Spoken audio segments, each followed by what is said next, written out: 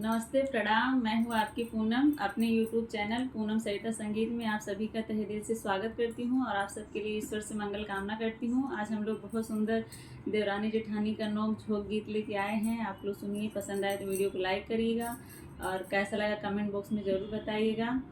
आज का गाना देवरानी जेठानी को बस मजाक के लिए मजाक के लिए है, असलियत नहीं है। आप लोग बस मजा लीजिए।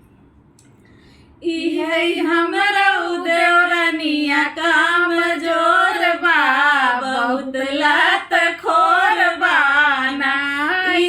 हमरा देवरानिया काम जोर बा, बहुत लात खोर बाना। उठ 8 बजे दिन कई के मानवा मलिन, उठ 8 बजे दिन कई के मानवा मलिन। कहे दहिया में पीरा बड़ी जोर बा, बहुत लात खोर बाना। कहे दहिया में पीरा बड़ी जोर बा, बहुत लात खोर बाना। इहे हमरा देवरानिया काम जोर बा, बहुत लात खोर बाना। इहे हमरा देवरानिया काम जोर बा, बहुत लात खोर बाना। हमके समझैनो करानी हमर छोटकी देवरानी, हम समझैनो करानी हमर छोटकी देवरानी। तनिका से पातर तनिका से छोट बा, बहुत लात खोर बाना।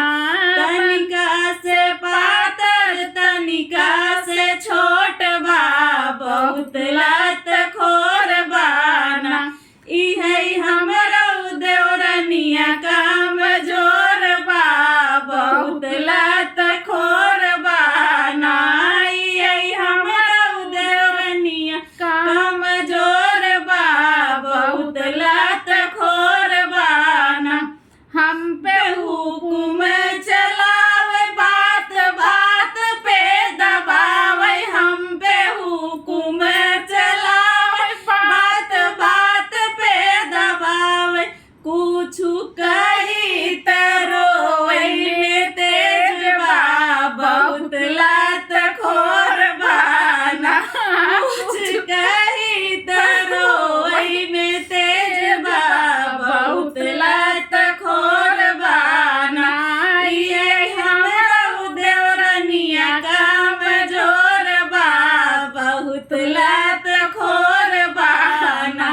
ये हमरा देवरानिया काम जोर बा, बहुत लात खोर बाना।